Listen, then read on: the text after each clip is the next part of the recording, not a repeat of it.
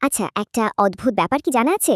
আমাদের পাওয়ার গ্রিডের যে বিশাল বিশাল ট্রান্সফর্মারগুলো দেখা যায়, সেগুলো নাকি জীবন্ত প্রাণীর মতোই শ্বাস-প্রশ্বাস নেয়। চলুন আজ এই যন্ত্রগুলোর ভেতরের সেই অবাক করা প্রক্রিয়ার গভীরে যাই আর দেখি কিভাবে এরা নিজেদের সুরক্ষিত রাখে। এই যে ট্রান্সফর্মারগুলো, এগুলোর ক্ষমতা কিন্তু প্রচণ্ড। আমাদের বাড়িঘর কলকারখানায় বিদ্যুৎ পৌঁছে দেওয়ার পেছনে এরাই আসল শক্তি।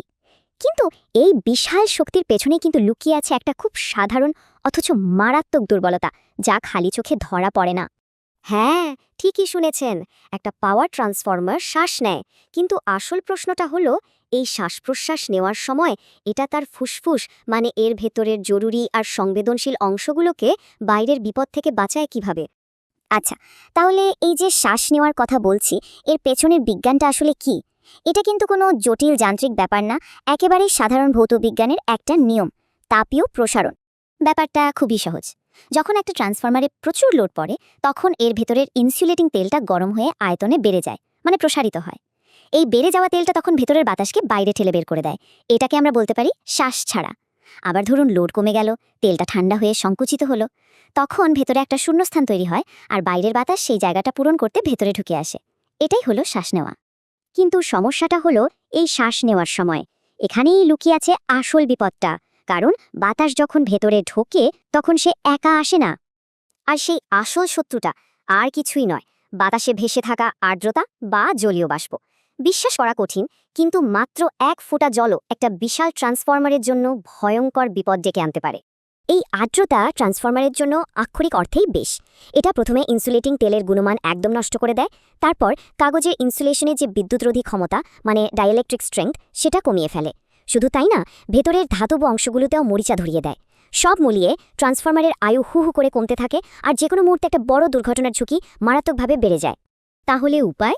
এই বিপদ থেকে বাঁচার রাস্তাটা কি? এখানেই আসছে আমাদের আজকের আলোচনার মূল চরিত্র, ট্রান্সফরমার ব্রিদার, আর্দ্রতার বিরুদ্ধে এক নীরব কিন্তু অত্যন্ত শক্তিশালী প্রহরী। খুব সহজ করে বললে, ব্রিদার হলো একটা বিশেষ ফিল্টার। এটা ট্রান্সফরমারের কনজারভেটর ট্যাঙ্কের সাথে লাগানো থাকে। এর কাজ হলো শ্বাস নেওয়ার সময় বাতাস থেকে সমস্ত জলীয় বাষ্প শুষে নেওয়া, অনেকটা আমাদের ফুসফুসের মতো, যা বাতাসকে বিশুদ্ধ করে শরীরে প্রবেশ করায়। চলুন দেখি এটা ঠিক কিভাবে কাজটা করে। যখন তেল গরম হয়ে বাইরের বাতাস ঠেলে দেয়, তখন কোনো সমস্যা নেই, কারণ ভেতরের বাতাসটা শুকনো। কিন্তু যখন তেল ঠান্ডা হয় আর বাইরের বাতাস ভেতরে ঢোকার চেষ্টা করে, তখন তাকে বাধ্য হয়ে এই ব্রিদারের মধ্যে দিয়েই আসতে হয়। আর ব্রিদারের ভেতরে থাকা সিলিকা জেল সমস্ত আর্দ্রতা শুষে নেয়। ফলে একদম পরিষ্কার আর শুকনো বাতাস ছাড়া আর কিছুই ট্রান্সফরমারের ভেতরে ঢুকতে পারে না। আর এই পুরো প্রক্রিয়ার গোপন অস্ত্রটা কি জানেন? সেটা হলো হাইগ্রোস্কোপিক সিলিকা জেল ক্রিস্টাল। এই ছোট ছোট দানার একটাই অসাধারণ ক্ষমতা, বাতাস থেকে জলীয় বাষ্প শুষে নেওয়া। আর জানেন এই পুরো সিস্টেমটার সবচেয়ে দারুণ ব্যাপার কি? এটা নিজেই নিজের স্বাস্থ্যের খবর জানিয়ে দেয়। কোনো জটিল যন্ত্রপাতির দরকার নেই, শুধুমাত্র রং দেখেই বোঝা যায় এর অবস্থা কেমন। যখন সিলিকা জেলটা একদম ফ্রেশ থাকে, মানে শুকনো আর কাজ করার জন্য পুরোপুরি তৈরি, তখন এর রং থাকে গাঢ় নীল অথবা উজ্জ্বল কমলা। কিন্তু যখন সে আর্দ্রতা শুষে শুষে একেবারে ক্লান্ত হয়ে পড়ে, মানে সম্পৃক্ত হয়ে যায়, তখন আর আর্দ্রতা শোষণ করতে পারে না। আর তখনই এর রংটা পাল্টে হয়ে যায় হালকা গোলাপি বা ফ্যাকাশে সবুজ। এই রঙের পরিবর্তনটাই একটা স্পষ্ট সংকেত যে এবার একে বদলানোর সময় হয়েছে।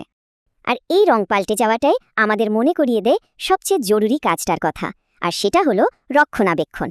কারণ এই রক্ষা কবচটা তো তখনই কাজ করবে যখন এর ঠিকঠাক যত্ন নেওয়া হবে, তাই না? কাজগুলো কিন্তু খুব কঠিন কিছু না।